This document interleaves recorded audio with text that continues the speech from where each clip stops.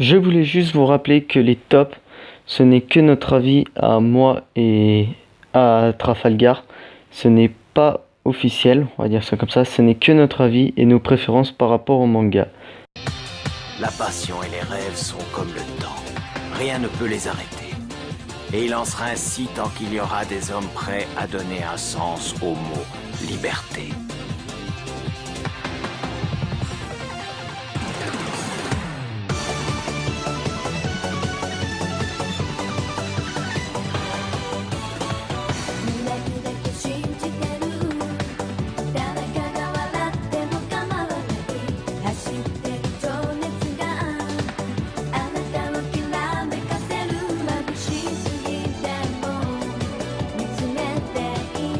Et salut à tous, c'est Marco, on se retrouve aujourd'hui pour le premier top de la chaîne.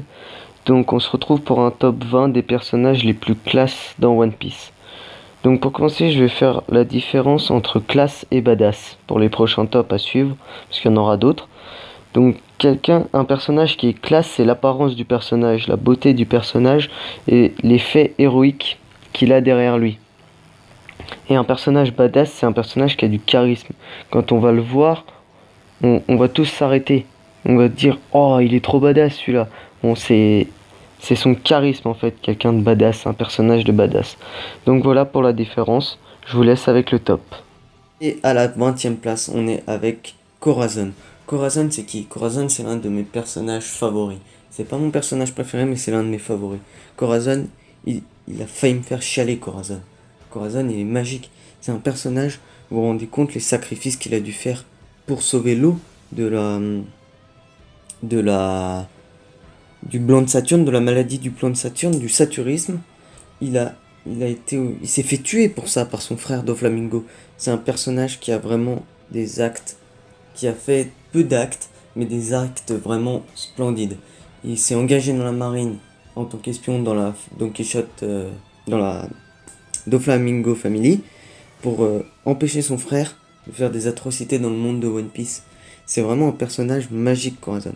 J'adore ce personnage. Pour moi, il méritait une place un peu plus haute, mais le top se sont faits à plusieurs. Enfin, on décide les places à plusieurs, et c'est ressorti qu'il était 20e. Donc voilà, Corazon, 20e place. Et à la 19e place, on a Ryuma. Ryuma, c'est le samouraï de Thriller Bark. C'est l'un des personnages, pas principaux, mais principal, mais l'un des personnages de Thriller Bark les plus importants. Ryuma, c'est celui qui a maltraité Brook. Brook, il s'est fait défoncer par Ryuma. Ensuite, Ryuma, il s'est combattu contre Zoro. Ça a été un combat épique. Épique, ce combat. Et Ryuma, c'est celui qui a donné le sabre à Zoro, le Meito à Zoro. Donc l'un de ses sables les plus puissants pour l'instant. Le sabre le plus puissant de Zoro pour l'instant même, on dira. Il a une classe particulière.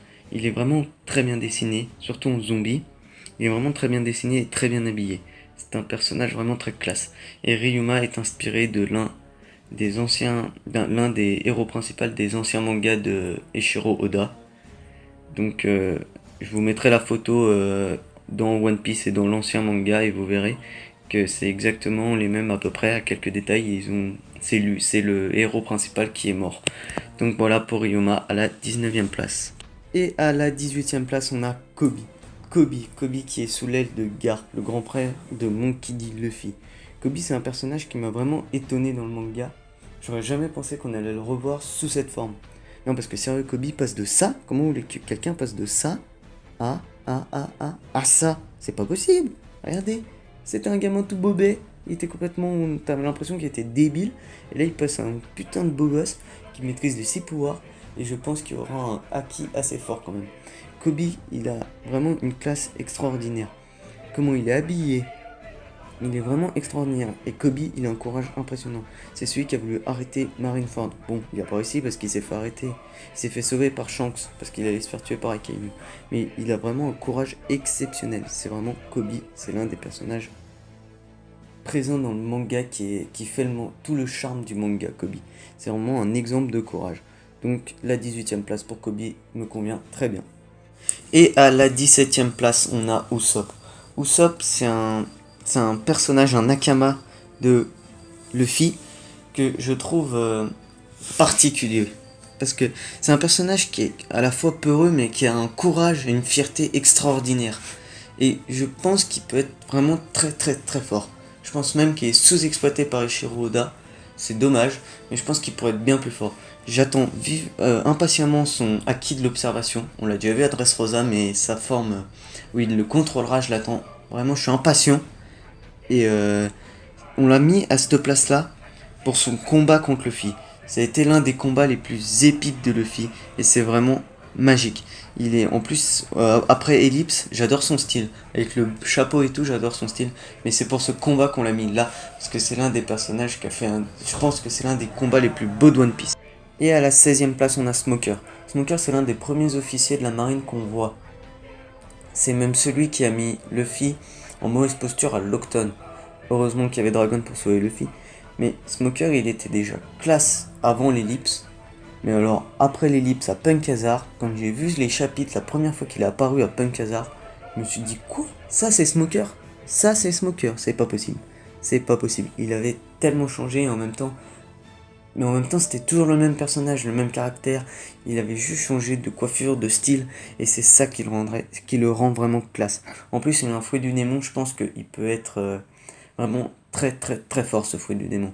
Fruit de la fumée, je pense que ça peut donner quelque chose de vraiment classe. Quand il sera éveillé et quand il le contrôlera à fond, je pense que ça peut être un fruit vraiment classe. Et à la 15e place, on a Aokiji D. Kuzan. C'est un personnage que je surkiffe. Ancien amiral, maintenant il est avec Barbe Noire, ça m'étonnerait qu'il devienne pirate avec Barbe Noire. Je pense que c'est l'armée des révolutionnaires, il y a des théories de partout sur YouTube. Donc allez les voir, je vais pas en faire une pour ça, il y en a tellement qui existent là-dessus. Donc, Aokiji, déjà c'est la classe incarnée. C'est un personnage tellement classe, mais tellement classe. C'est mon préféré je pense. Je l'aurais déjà mis plus haut dans le classement, mais comme vous savez, c'est à plusieurs. On a choisi de le mettre 15e, c'est déjà pas mal, je trouve. Moi, je l'aurais mis 10-11e. Revenons à Aokiji, dit Kuzan. Donc, Kuzan, je pense qu'il a vraiment des faits héroïques derrière lui, et je pense qu'il a la justice en lui. Kuzan, c'est la justice incarnée. Il a laissé passer Robin à Ohara après la destruction de Ohara, après le Buster Call. Il l'a laissé fuir, il l'a aidé à fuir, même en faisant le chemin de glace. Et Aokiji, il a eu un combat tellement magnifique contre Akainu. Bon, il l'a perdu, mais on pense que on suppose que ça a été un combat vraiment, mais extraordinaire. Vu la durée, vu le temps qu'il a duré, ça a dû être un combat magnifique. Donc pour Kuzan, 15e place, j'aurais mis mieux, mais c'est pas grave, je trouve que ça lui va quand même assez bien, parce que les autres après sont vraiment classe aussi. Donc c'est très bien. Et à la 14e place, on a Sabo. Sabo c'est quoi? C'est qui? Sabo déjà c'est le frère de Ace et de Luffy, et c'est celui qui a récupéré le Mera Mera no Mi, fruit de feu de Ace, donc qu'il a récupéré au Corrida Coliseum à Dressrosa. Et c'est un personnage qui nous a tous foutu le cul par terre. C'est un personnage que jamais on aurait pensé revoir. On l'a vu gamin, quand on a vu, pas l'ellipse, mais le retour en arrière, le flashback de Luffy, quand ils étaient gamins avec Ace. On l'a vu là-bas, on a vu qu'il était mort, mais jamais on s'était douté qu'il allait revenir. Et Eiichiro Oda nous l'a encore mis dans le cul, je suis désolé, mais Eiichiro Oda nous le met à chaque fois dans le cul. C'est un personnage tellement classe, avec son chapeau, son tuyau là, son costume, on voit qu'il vient d'une famille bourgeoise, mais en même temps pas trop. Et c'est vraiment ça qui fait toute sa classe. Et ensuite avec les révolutionnaires, je pense qu'il a des actes héroïques vraiment géniaux. Ça doit être un personnage vraiment, déjà c'est le second de l'armée révolutionnaire. Non mais le second après Dragon premier, second, l'armée révolutionnaire, l'armée la plus recherchée au monde. Dragon, l'homme le plus recherché au monde par le gouvernement mondial. Je sais pas si vous vous rendez compte, Sabo c'est vraiment un personnage très très très classe. Il mérite amplement sa 14e place. Et à la 13e place, on a Son Goku. Son Goku, oui, Son Goku. Attendez. Où celui-là de Son Goku? Ouais, 13e place. 13e place. Non, je rigole, c'était trop facile. À la 13e place, on a Son Goku. Non, allez, c'est bon, j'arrête les blagues. À la 13e place pour de vrai, on a vraiment Sengoku le Bouddha dans One Piece, enfin dans Dragon Ball, qui a défoncé Barbe Blanche. Barbe Noire, je veux dire. Entre nous, il la défonce. À Marineford, il la défonce. Il a un fruit du démon, mais what the fuck. Je pense que Oda l'a fait démissionner de son poste dans la marine et l'a mis beaucoup plus vieux parce que, à mon avis, son fruit du démon était beaucoup trop cheaté. Beaucoup trop cheaté. Je pense qu'on va le revoir à la guerre, à la fin de One Piece. On le verra se battre, mais je pense qu'on ne le verra pas beaucoup se battre. Ou alors il va mourir avant. Parce que son fruit du démon est beaucoup trop cheaté. Et Oda a toujours fait en sorte que les fruits du démon ne seraient pas cheatés. Donc Sangoku, c'est le commandant en chef de la marine. Et c'est celui qui a défoncé Shiki avec Garp quand Shiki a descendu à Marineford à 6h du mat. À 6h du mat. Ils se sont échappés, et Shiki s'est échappé de Impel Down. Et le gars, il est arrivé à 6h du mat, tranquille, pépère le type, tranquille. Mais heureusement, il y avait Sengoku et Garp, le héros de la marine. C'est aussi celui qui a foutu Garp, donc le héros de la marine, par terre, en nu, avec une seule main. Bon, Garp, je suis d'accord, il en voulait à Ace, il voulait pas se battre contre Sengoku, mais quand même, à une seule main, il a réussi à le renverser, il lui mettre la tête par terre, quoi. Donc Sengoku, c'est vraiment une bête. La 13e place est amplement méritée.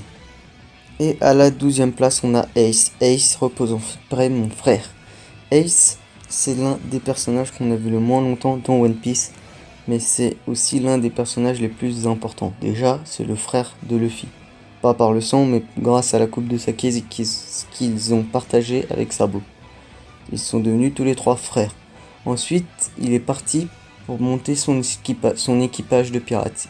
Il a monté son équipage de pirates et il allait défier Barbe Blanche. Barbe Blanche, je vous rappelle, qui est surnommé l'homme le plus fort du monde. Ace, 19 ans, lui fait un équipage de 10 personnes, il va défoncer Barbe Blanche. Non mais, je sais pas ce qui lui passe par la tête. Donc, il part battre Barbe Blanche, enfin se battre contre Barbe Blanche. Et malheureusement, enfin même heureusement, parce que sinon je pense que l'histoire de One Piece ne serait pas passée comme elle s'est passée, il perd. Et ils se font capturer par l'équipage de Barbe Blanche. Enfin, pas capturer, mais prendre par l'équipage de Barbe Blanche, et tout l'équipage de Ace accepte de faire partie de l'équipage de Barbe Blanche. Sauf Ace. Ace, vous savez comme il est comme Luffy, il est têtu, il a un sacré caractère, il voulait pas. Il a eu une discussion avec Marco, avec moi, oui je sais, c'est moi qui l'ai convaincu d'aller avec Barbe Blanche. Non, je rigole, sans déconner. Il a eu une conversation avec Marco, comme quoi, pourquoi il l'appelait père et tout, pourquoi Barbe Blanche les appelait fils, tout ça. Marco lui a expliqué. Et suite à toutes ces explications, Ace accepte de faire partie de l'équipage de Barbe Blanche. Et il devient même le second capitaine de la flotte de Barbe Blanche. Donc je sais pas si vous vous rendez compte quand même que c'est un titre important. C'est énorme. Il devait être énormément puissant, Ace. Énormément puissant. Second capitaine de la flotte de Barbe Blanche, l'homme le plus fort du monde. Mais l'homme le plus fort du monde, qui peut détruire le monde, selon Sengoku, pardon. Donc Ace, déjà, c'est la classe incarnée. Ace, avec son chapeau et tout, son short, c'est vraiment, c'est humoristique et en même temps, c'est tellement classe. Et ensuite, je pense qu'il a eu énormément d'actes derrière lui, avec l'équipage de Barbe Blanche et avant. Et il a énormément de courage parce que, à 19 ans, avec le 10 hommes, aller défier l'équipage de Barbe Blanche, faut quand même avoir des sacrés roubignoles. Donc Ace mérite amplement sa 12e place. Et à la 11e place, on a Trafalgar dit Waterloo. Trafalgar, c'est l'un de mes personnages préférés et c'est le personnage préféré de Lo, mon coéquipier. Donc Trafalgar, c'est un homme qui a eu une enfance très difficile. Il a été atteint par la maladie du saturnisme à cause de la Ville Blanche, du gouvernement mondial et de la famille royale de la Ville Blanche. Du coup, Trafalgar, c'est une des supernovas avec la prime la plus haute avant et après Ellipse. C'est d'ailleurs le 3e après Kid et Luffy. Il me semble que c'est le 3e, je suis pas sûr. À vérifier, mais il me semble que c'est le 3e. Donc c'est une des supernovas avec la prime la plus élevée, avec un fruit du démon qui peut être complètement cheaté. Entre nous, mais c'est Trafalgar, l'OP no Mi peut donner soi-disant l'immortalité grâce à l'opération d'Endurance. C'est l'un des fruits les plus cheatés. Ensuite, son style, avant Ellipse, il était déjà classe, mais alors après Ellipse, avec son grand manteau noir et sa casquette, il est encore plus classe. J'adore l'habit de ce personnage. Ensuite, je pense qu'il a, déjà, il a des faits, il a battu Doflamingo, il a aidé Luffy à battre Doflamingo. Et il va aider Luffy à battre Kaido. Donc déjà, c'est déjà deux faits qu'on sait que c'est arrivé et l'autre qu'on sait que ça va arriver. Donc les deux faits sont déjà là énormes. Ensuite, c'est une supernova avec plus de 100 millions de berries comme prime avant Ellipse. Donc c'est quand même qu'il a dû faire des trucs, je pense. À mon avis, il n'est pas arrivé à 100 millions de berries en naviguant sur les mers sans rien faire. Je pense qu'il y a eu des combats quand même. Donc c'est un des personnages les plus... Enfin, c'est pas l'un des plus, c'est un personnage assez classe dans le manga. Il mérite amplement sa 11e place. Et on s'attaque au top 10. 10e place, Marco. Marco, 10e place. Il est au moins dans le top 10, mon personnage préféré. Bon, certes, c'est une tête d'ananas. On est d'accord là-dessus. Je dois admettre, ça me fait mal au cœur de le dire, mais je dois admettre, il a une tête d'ananas. Une vraie tête d'ananas, le type. Bon, on va pas rester là-dessus parce que ça me fait mal au cœur. Mais Marco le Phénix, à mon avis, c'est l'un des personnages les plus puissants de One Piece. Et l'un des personnages les plus simples mais classe de One Piece. Regardez-le, sa petite chemise violette, son petit pantalon bleu, avec sa ceinture qui part de côté, et son foulard bleu autour de la taille. C'est un des personnages les plus simples mais les plus classes. Avec son tatouage, c'est un des personnages les plus classes. Marco, c'est aussi le premier commandant de la flotte de Barbe Blanche. Barbe Blanche, l'homme le plus fort du monde. Comme j'ai dit avec Ace, l'homme le plus fort du monde. Il faut que j'arrête de dire que c'est l'homme le plus fort du monde. Parce que Barbe Blanche, c'est l'homme le plus fort du monde. Je sais pas si vous vous rendez compte que Barbe Blanche, c'est l'homme le plus fort du monde. Non, je rigole. Non, je rigole pas parce que c'est vrai. Mais c'est l'homme le plus fort du monde quand même. Non, allez, c'est bon. On arrête avec ça. Et c'est le premier commandant de la flotte de Barbe Blanche. Barbe Blanche, l'homme qui a fait douter Son Goku. Son Goku a dit qu'il n'était pas sûr de gagner à Marineford. Parce qu'il y avait Barbe Blanche. Et c'est le premier commandant de cette flotte. Donc, il doit être quand même... il doit avoir fait des trucs, à mon avis, quand même balèzes. Ensuite, j'ai regardé un peu sur internet ses avis de recherche. J'en ai trouvé pas mal. Mais il y en a un qui est ressorti le plus souvent. C'est l'avis de recherche de Marco avec 750 millions de berries. 750 millions de berries. C'est celui qui est ressorti le plus. Ça fait une sacrée somme quand même. Je trouve que c'est peu pour l'homme le plus fort du monde. L'homme le plus fort du monde. C'est l'homme le plus fort du monde. Non, je trouve que ça fait peu. Mais après, c'est que des trucs sur internet. C'est pas officiel. Donc, ça se trouve, elle sera de beaucoup plus. Je pense qu'on va le découvrir à Wano Kuni. Parce que c'est sûr, il sera à Wano Kuni. Et je pense que il nous promet des choses à Wano Kuni qui seront exceptionnelles. Je pense qu'on va voir tout l'étendue de son pouvoir. Mais je le vois bien aussi mourir à Wano Kuni. Mourir, ouais, je sais, ça me fait mal au cœur, mais je sens qu'il va mourir à Wano Kuni. Donc 10e place pour Marco amplement mérité. À la 9e place, Mihawk. Mihawk aka œil de faucon. Œil de faucon. Mais regardez-moi ses yeux, c'est des yeux de faucon. Regardez-moi ses yeux, c'est des yeux de faucon. Mihawk, plus grand épéiste du monde de One Piece. Déjà, ça pose le personnage. Mais là, ça pose, ça fait fermer leur gueule à tout le monde. Tout le monde. Bon. C'est vrai que, d'un point de vue, je sais pas pourquoi, je pense que Shanks est meilleur que Mihawk. En point de vue en combat 1v1, donc utilisation du haki, tout ça. Je pense qu'il est meilleur. Après, 1 contre 1, épée contre épée, il perd, c'est sûr, c'est obligé. Sinon, Mihawk serait pas le plus grand épéiste au monde. Ce serait pas aka œil de faucon. Regardez cet œil, c'est un œil de faucon. Non. Et Mihawk, c'est un des personnages les plus compliqués, mais c'est ce qui fait sa classe. C'est pas comme Marco juste avant où il était simple mais il était classe. Là, c'est un habit qui est compliqué à dessiner. C'est avec son chapeau et tout, c'est un personnage compliqué à dessiner, avec beaucoup de détails, alors qu'on l'a pas beaucoup vu dans le manga. Mais c'est vraiment un personnage qui a une classe extraordinaire. Ensuite, on sait qu'il a eu plusieurs combats avec Shanks et que ça s'est toujours fini par une égalité. Non, par que Shanks gagne, mais c'est quand il avait les 2 bras et le haki. Donc c'est avec les pistes. Mais quand même, il arrive à faire égalité ou à Shanks arrive à le battre le plus souvent dans un combat. Donc il rivalise avec Shanks quand même. Shanks le gitan bien sûr. Shanks le roux. Et ben il rivalise avec Shanks le roux. C'est dingue quand même. Ensuite je pense qu'il a des faits quand même derrière lui. Parce que pour être nommé le plus grand épéiste au monde, c'est pas juste en rivalisant, juste en ayant fait 3 combats contre Shanks et en ayant fait égalité, que ça s'est passé comme ça, c'est pas possible. Il y a eu des trucs derrière. Je pense d'ailleurs que c'est un pirate avec un équipage avant, mais que maintenant bah, il la joue solitaire, il la joue le loup solitaire. Mais je pense que ouais, avant il y avait un équipage derrière lui et tout, et que c'était un grand pirate. Quand il est devenu corsaire, il a arrêté il a dissous son équipage et il est passé tout seul. Donc Mihawk mérite plus qu'amplement sa 9ème place.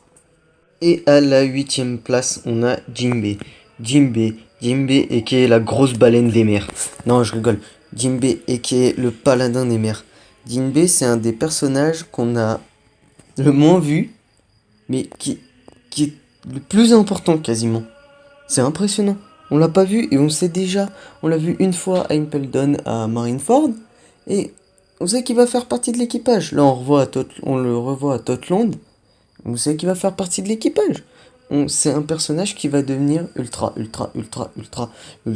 important. J'insiste sur le mot ultra. C'est ultra. Je crois que j'ai trop dit ultra, mais il est ultra important. C'est Jinbei. Donc Jinbei, assez classe, avec les cicatrices sur les épaules, la cicatrice sur l'œil droit, le tatouage des pirates du soleil, donc des hommes poissons, sur le torse. Ses fringues, c'est enfin pas un katana, hein.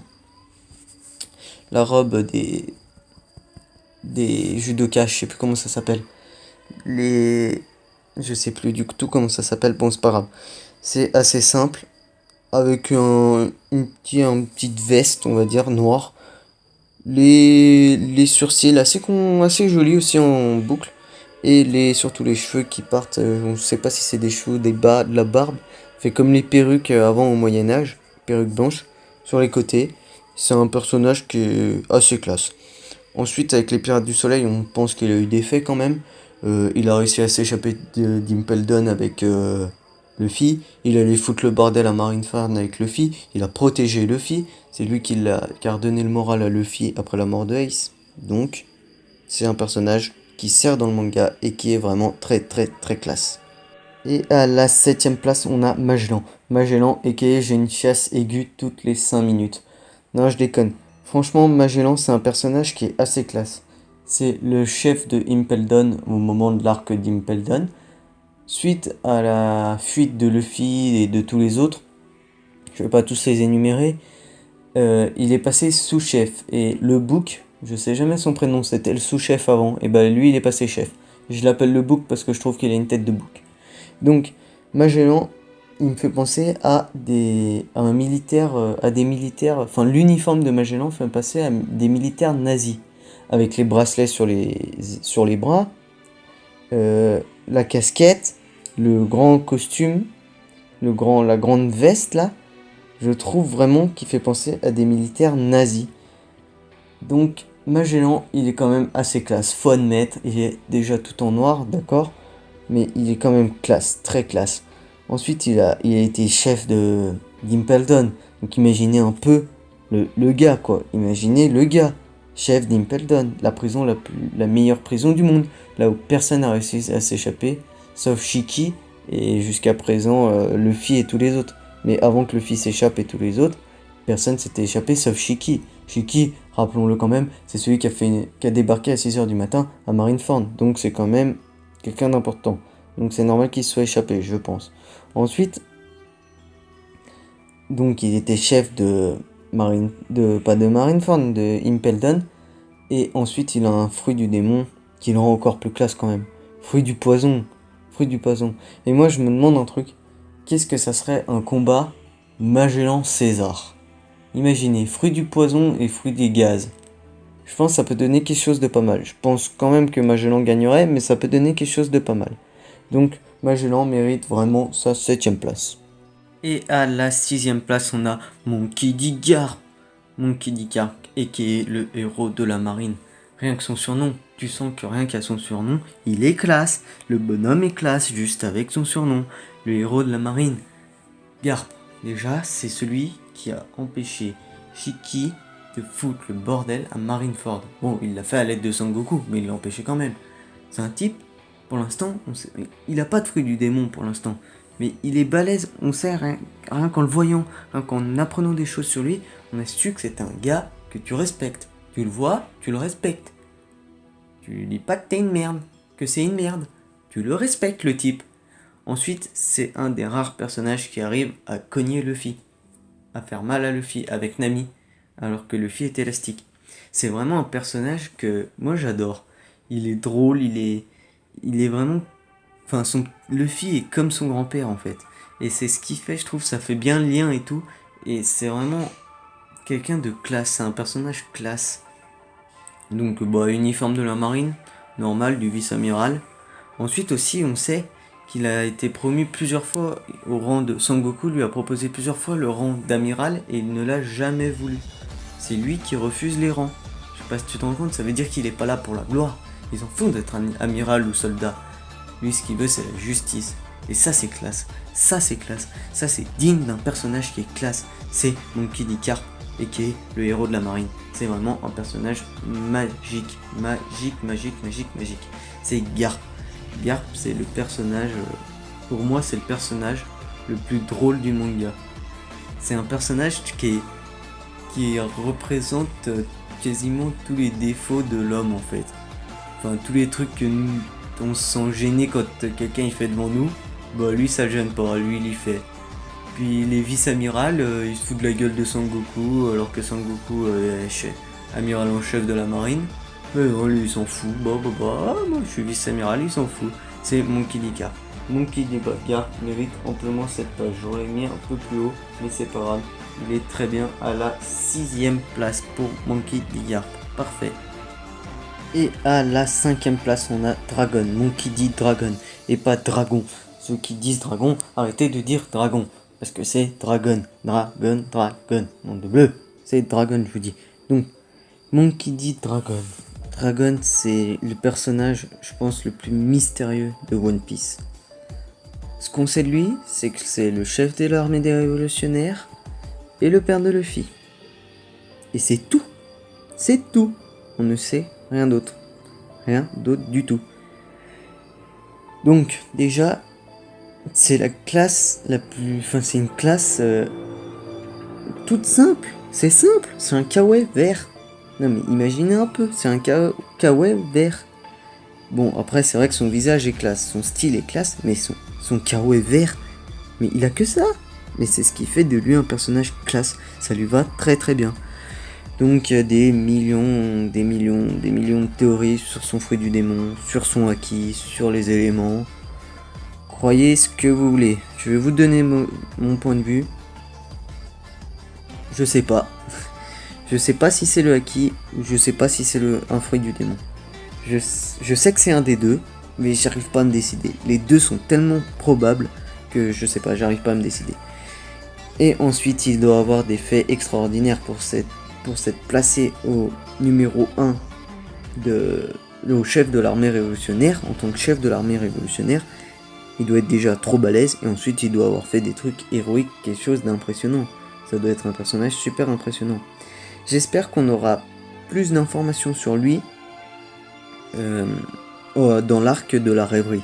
D'ailleurs, en parlant de ça, on a lancé une nouvelle série qui s'appelle SA, supposons l'arc. On fera une vidéo sur la rêverie, donc n'hésitez pas à aller voir cette playlist là. Mais je pense j'aimerais bien qu'on entende parler de lui à la rêverie, ça serait vraiment pas mal du tout, parce que ça nous en apprendrait plus sur lui. Je pense pas que les révolutionnaires seront à la rêverie, mais ça, au moins qu'on en parle, ça nous en apprendra plus sur lui, et sur ce qu'il veut faire, ses buts. Bon, c'est que c'est battre contre le gouvernement mondial, mais bon, enfin renverser le gouvernement mondial, mais précisément, être précis quoi, c'est ça qu'on veut nous, c'est être précis. Donc la 5e place va très très bien à Monkey D. Dragon, et pas Dragon, donc Dragon. Et à la 4e place on a Riley. Riley. Mais Silver Riley, mais regardez-moi ce type, c'est la classe incarnée. Déjà moi je l'aurais mis deuxième, sur deuxième. Mais bon, les tops, comme je l'ai dit à chaque fois, donc quasiment à tous les personnages je crois avant, mais bon, c'est pas grave, vaut mieux se répéter. Ils sont faits à plusieurs, donc on décide à plusieurs. Donc, et bah, ils étaient pas d'accord avec moi. Donc il est à la 4e place, on s'est mis d'accord pour la 4e place. Mais la 4e place, je lui va bien aussi, ça me convient à peu près, j'aurais mis mieux, mais c'est pas grave. Déjà, pas Roger, Riley, c'est qui? Eh bah, c'est le second de Goldie Roger. C'est le second de Goldie Roger. Je sais pas si vous vous rendez compte. Le type, c'était le second du roi des pirates. Le roi des pirates. Ensuite, c'est la classe incarnée, ce papy. C'est la classe incarnée. Regardez-moi, il est simple. Il est comme Marco et Luffy. Il est simple, mais il est classe. Il est dessiné simplement, mais classe. Ensuite, donc, comme il était le second du roi des pirates, il doit avoir des faits derrière lui impressionnants. Ensuite, je sais pas si vous avez vu son haki. C'est son haki. Il a les 3 haki déjà, mais c'est un haki super développé. Super développé. Et pour être franc, Riley, il m'a fait chialer. C'est le seul personnage de One Piece qui m'a fait chialer. Même la mort de Ace ne m'a pas fait chialer. Même le combat Usopp Luffy ne m'a pas fait chialer. Mais Riley, il m'a fait chialer. Parce que lui, il a chialé quand il a pensé à son capitaine. Rappelez-vous, quand il nous explique ce qui s'est passé avec son capitaine, comment ils se sont rencontrés, tout ça, et qu'il verse une larme. C'est le moment le plus beau de One Piece, je crois. C'est magnifique et il m'a fait chialer. C'est Riley, il me fait chialer. Il m'a fait chialer. C'est comme quand la maman de Bambi elle se fait tuer. Il m'a fait chialer. Non, je rigole, j'ai pas chialé devant Bambi, hein, je vous préviens tout de suite. Mais Riley m'a vraiment fait chialer. Il m'a mis la larme à l'œil. C'est impressionnant comme c'était émouvant.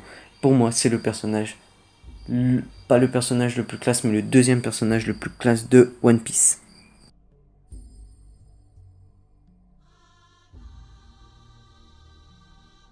Et à la 3e place, ce ne serait pas Akagami Shanksu. Et oui, c'est Shanks le gitan. Shanks aka le gitan. Non, sans déconner, c'est Shanks aka le roux. C'est un personnage vraiment classe. Classe. Complètement débile, mais classe. Regardez-moi ce short. Mais regardez-moi son short. C'est un short de touriste.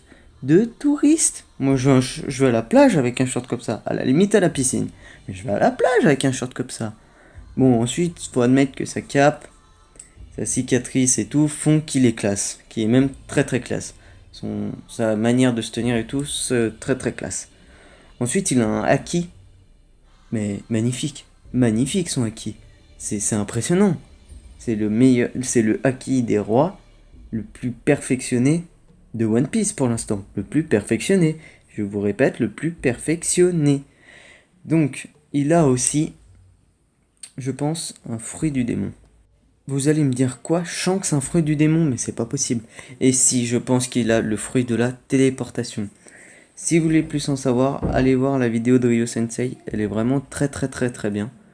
J'adore cette vidéo, elle me plaît vraiment. C'est pour ça que je crois, je vais pas la faire parce que ça serait du plagiat, mais je crois vraiment à cette théorie qu'il a le fruit de la téléportation. Donc Shanks, c'est un empereur aussi. Pour moi, c'est le meilleur empereur des 4. Je sais pas si vous vous rendez compte. C'est le meilleur empereur des 4 pour moi.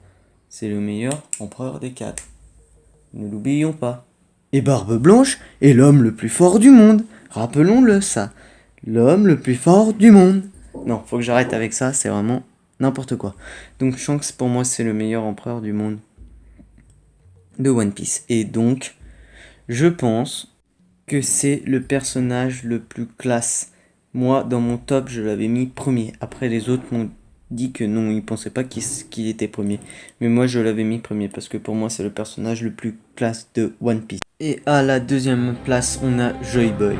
Alors là, moi je suis pas du tout d'accord avec les autres, mais c'est ressorti, ça a été la majorité, donc on a suivi la majorité. Parce qu'on était 3 pour choisir. Donc il y en avait 2 pour Joy Boy et 1 contre Joy Boy. Et on s'est basé en fait sur les promesses qu'il a fait, sur les actes qu'il a fait. Donc la promesse aux îles Poissons, pour les hommes poissons je veux dire. Comme quoi il allait les sauver avec l'arche de Noah. Et qu'en échange, fallait la promesse des hommes poissons était qu'il protégerait l'arche Noah jusqu'au retour de Joy Boy, jusqu'au jour J quoi. Mais voilà, c'est ça qui a fait de lui, c'est vrai que ça a fait de lui un personnage important de One Piece. Et j'espère qu'on va en apprendre plus sur lui dans One Piece. Je pense aussi que Joy Boy connaît Roger et était ami avec Roger. Donc ça fait déjà de lui aussi un perso classe. Je pense que quand on va le voir dessiner, il sera vraiment très très classe. Et donc Joy Boy à la 2e place. Et à la 1re place, on a Goldie Roger. Et pas Gold Roger. C'est pas Goldie Roger. Pas G-O-L-D. Plus loin D. Plus loin Roger. C'est Gold. G-O-L. Plus loin D. Plus loin Roger. Donc on a Goldie Roger. Le roi des pirates. Regardez-moi cette classe. Il ressemble à un pirate. C'est la classe incarnée dans One Piece. C'est Roger. Goldie Roger. Déjà, d'une, c'est le roi des pirates. Donc imaginez tous les actes qu'il a, tous les faits qu'il a, tous les faits héroïques qu'il a. Il devait être courageux comme pas possible. C'est vraiment un personnage incroyable. Ensuite, c'est celui qui a lancé la plus grande vague de piraterie jamais connue dans le monde de One Piece. C'est Goldie Roger. Goldie Roger, notre maître à tous après Eiichiro Oda. C'est Goldie Roger. S'il n'y avait pas Goldie Roger, il n'y aurait pas de One Piece. Il n'y aurait pas One Piece, ça n'existerait pas. Donc première place, Goldie Roger, c'est normal. C'est la première place à Goldie Roger. Du coup, c'est fini pour ce top. J'espère vraiment qu'il vous aura plu. Top 20 des personnages les plus classes. Donc j'espère qu'il vous aura plu. Je voudrais juste vous dire, quand on s'est dit avec Lo, on va faire des tops sur la chaîne. Jamais on n'aurait pensé que ça allait être ça. Jamais. C'est ultra long. J'en suis à 5h43 et 27 secondes de montage. J'ai mis le chrono pour voir. 5h, quasiment 6h de montage. Donc merci, j'espère que vous serez compréhensible. Ça sera pas de très bonne qualité, peut-être comme c'était le premier. Merci à tous et likez si ça vous a plu.